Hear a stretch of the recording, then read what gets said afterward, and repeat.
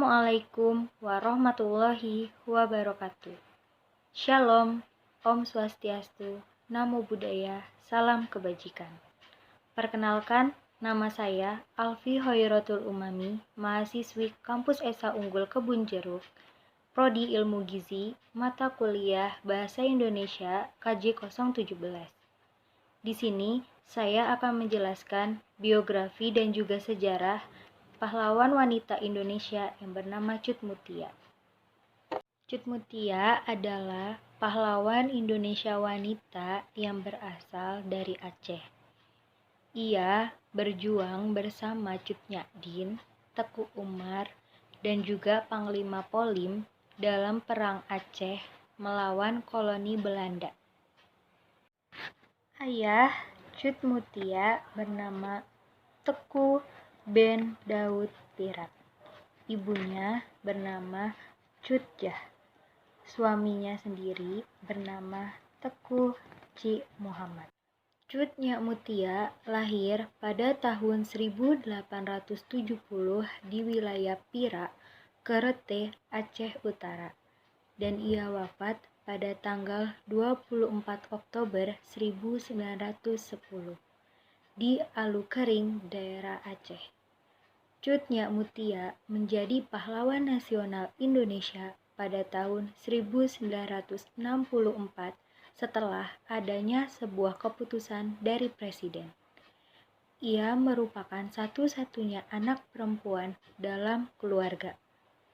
Ia memiliki 4 saudara laki-laki, yaitu Teku Cut Barahim, Teku Cut Hasan, Teku Cut Muhammad Syah, dan Teku Muhammad Ali.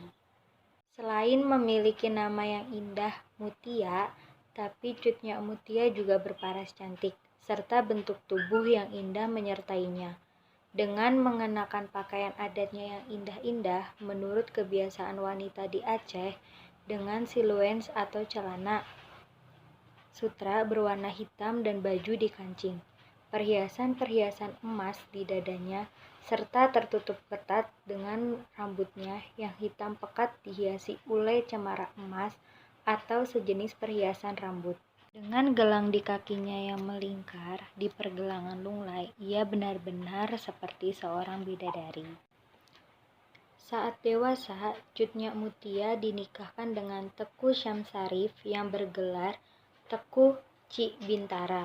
Namun, karena sikap dan watak lemah, pernikahan mereka tidak bertahan lama dan bercerai. Lalu menikah dengan adik iparnya sendiri yang bernama Teku Ci Muhammad atau lebih dikenal dengan Ci Tunong. Setelah itu, mereka berhijrah ke gunung untuk melawan Belanda. Cut Nyak Mutia merupakan perempuan yang sangat menentang adanya Belanda di tanah Aceh, sehingga ia tak gentar untuk melawan mereka. Perlawanannya sudah dimulai sejak masa Sultan Aceh yang bernama Sultan Alauddin Muhammad Daud Shah di tahun 1901. Kemudian Cut Mutia dan suaminya yaitu Teku Ci Muhammad mulai membantu Sultan untuk melakukan perlawanan pada penjajah. Caranya dengan bergerilya di dalam hutan. Tahun 1901 adalah awal perjuangan Ci Tunong dimulai.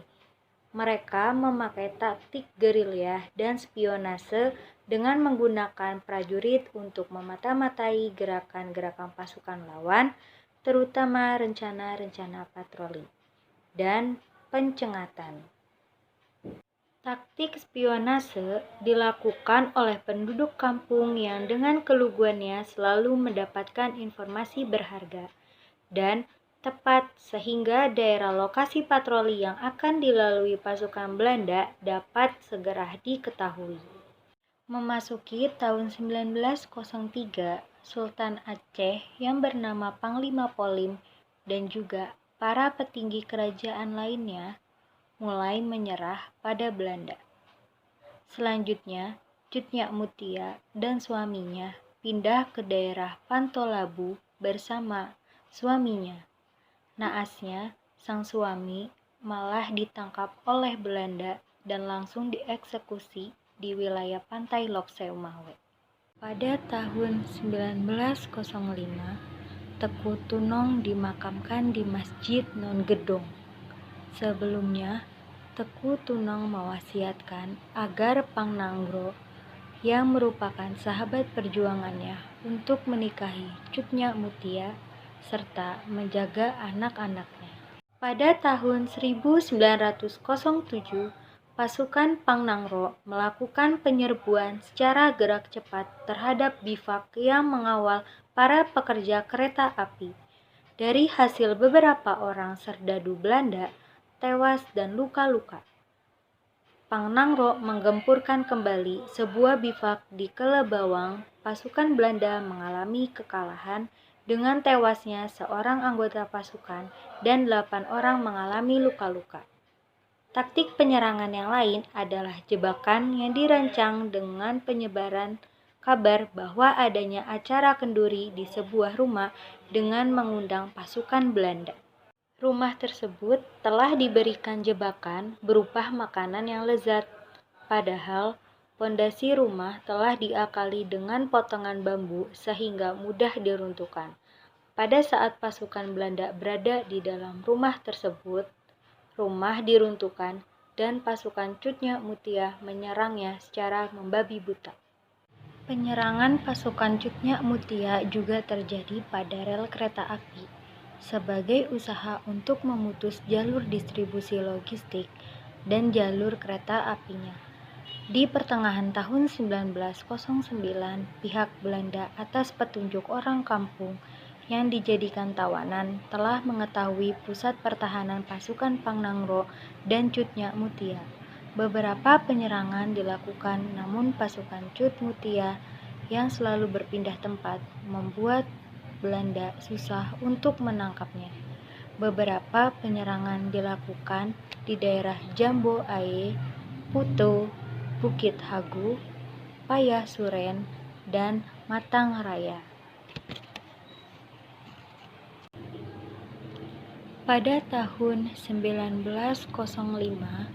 Teku Tunong dimakamkan di Masjid Non Hedong. Sebelumnya, memasuki tahun 1910,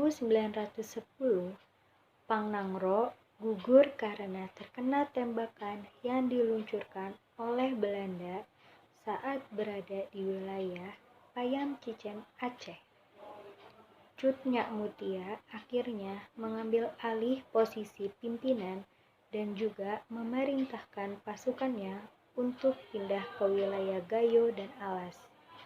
Tepat pada tanggal 24 Oktober 1910, Cut Mutia dan pasukannya pun bertempur secara sengit untuk melawan pasukan penjajah di daerah Alut Kering.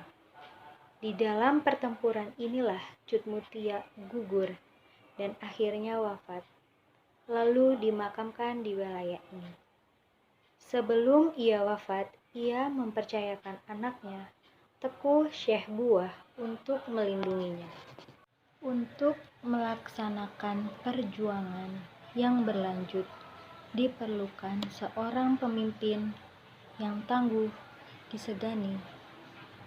Oleh karena itu, atas kesepakatan bersama dan saran pejuang Muslim, pimpinan pergerakan diserahkan kepada Cut Mutia, dan jiwa semangat pejuang dan kearifannya muncul tatkala ia diminta untuk memimpin pergerakan dengan rasa haru dan seni.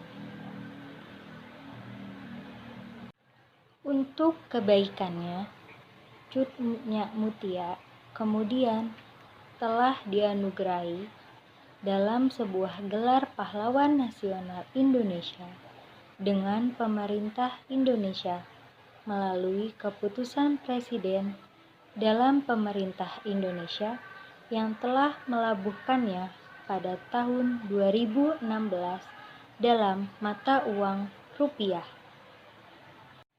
Sikap kepahlawanan yang dimiliki Cutnya Mutia adalah Cut Mutia adalah orang yang taat beribadah. Ia juga memakai selendang untuk menutupi sebagian kepala dan tidak berjilbab. Tegas karena suaminya telah menyerah pada Belanda dan bekerja sama dengan Belanda. Berjuang hingga titik darah penghabisan dan pemberani. Pelajaran hidup yang didapat dari cerita ini adalah pantang menyerah dan bertekad kuat, tidak larut dalam kesedihan, pendirian yang kuat, dan menebar kebaikan selagi bisa.